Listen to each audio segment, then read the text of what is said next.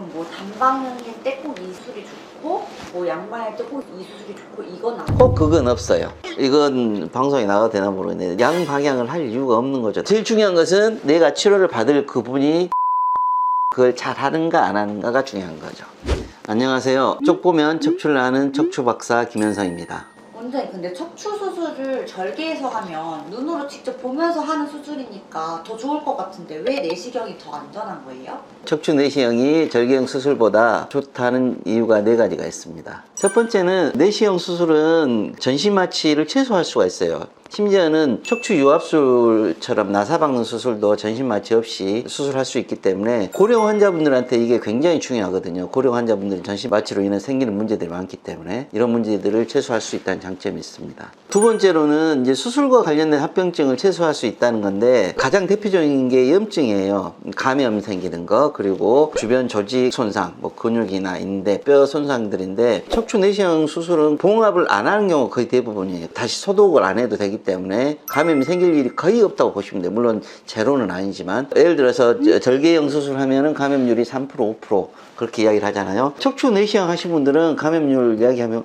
0. 몇 프로? 거의 생기지 않는다는 겁니다. 그래서 수술과 관련된 문제를 최소화할 수 있다는 장점이 있습니다. 세 번째로는 특히 더 중요한 게 뭐냐면 척추 수술은 수술이 끝이 아니에요. 수술 끝나고 나서 얼마만큼 회복을 빨리 하는지 또 얼마만큼 정상 생활을 복귀할 수 있는지 더 중요한 문제인데 척추 내시경 수술은 이런 부분에 있어서 가장 최적화되어 있다고 보시면 돼요. 절개형 수술에 비해서 훨씬 회복이 빠르고 또 정상으로 복귀할 수 있는 가능성이 훨씬 더 많아지기 때문입니다. 그리고 네 번째로는 현미경 수술로 보이지 않는 부분들, 아주 깊은 부위들, 그런 부분까지 치료를 해야지만이 좋은 결과를 내는 경우들이 많은데 현미경 수술인 경우에는 그걸 못하는 경우들이 많거든요. 내시경 수술은 내시경을 통해서 수술 부위를 훨씬 크게 보잖아요. 수술 부위를 계속 물로 씻으면서 하기 때문에 훨씬 더 깊은 부위까지 다 해결할 수가 있어요. 그렇기 때문에 절개형 수술보다 훨씬 결과가 좋을 수밖에 없습니다. 근데 그러면 만약에 수술 이렇게 해야겠다라고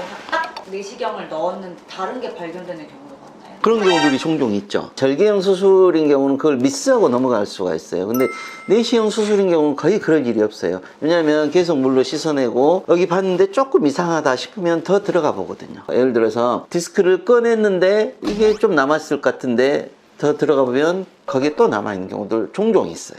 생각보다 되게 자주 있네요. 그렇죠. 척추 수술은 예전에 절개 수술 성공률은 70%입니다 라고 이야기한 것은 두 가지 의미가 있어요. 첫 번째로는 환자가 좋아질 확률이 퍼센테이지가 70%다. 두 번째로는 수술해서 10명 하면 7명은 좋아지는데 3명은 안 좋아질 수도 있다. 그 의미이기도 해요. 실제로 그런 미스하고 놓치고 그런 경우들이 종종 있었기 때문에 그렇게 이야기를 했던 거고, 지금은 척추 내시경 수술을 통해서 뭐 90% 이야기를 하는 이유가 모르는 부위까지 다 체크할 수 있고 깊은 부위까지 다 확인할 수 있기 때문에 그런 거죠.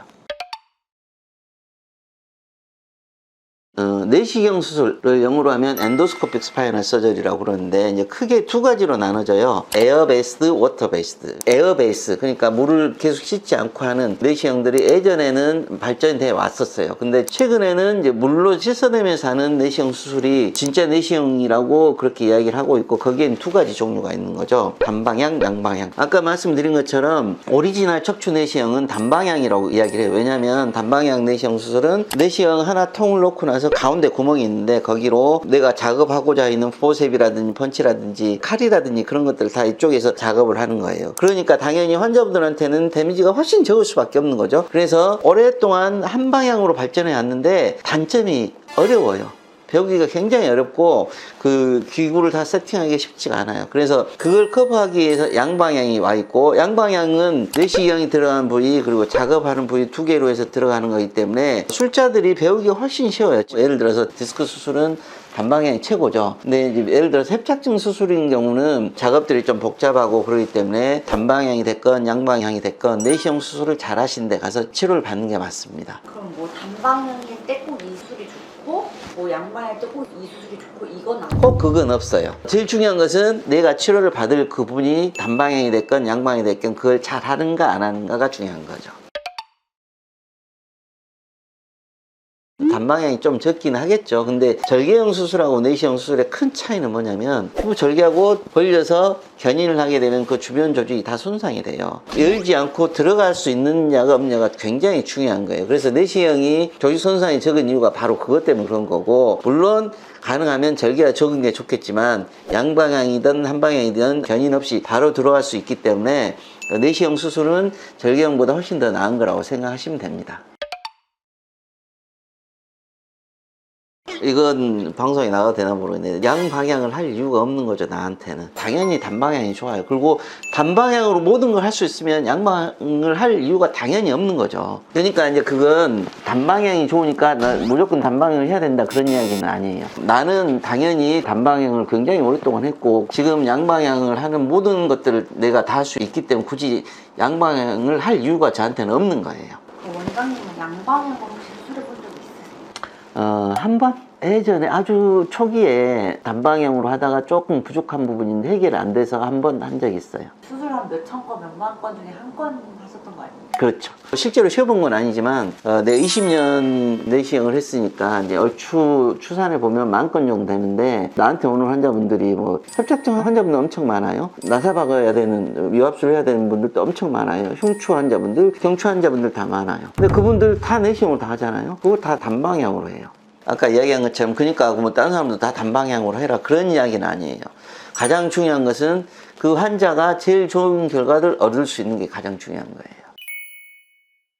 오늘은 척추 내시경 수술 및 치료의 장점과 종류에 대해서 알아보았습니다. 최근에 시행되고 있는 척추 내시경 수술은 단방향과 양방향 두 가지로 나눠볼 수 있겠습니다. 20년 동안 척추 내시경 수술을 했던 사람이라 단방향 수술을 주로 시행을 하고 있습니다. 하지만 척추 내시경 수술 자체 단방향, 양방향 모두 환자분들에게 절개형 수술에 비해서 훨씬 더 좋은 결과를 줄 수 있기 때문에 척추 내시경 수술 및 치료를 받고 싶으신 분들은 본인에게 가장 잘해줄 치료가 무엇인지 단방향인지 양방향인지 보고 결정을 하시면 되겠습니다. 이상 척보면 척추를 아는 척추박사 김현성이었습니다. 감사합니다.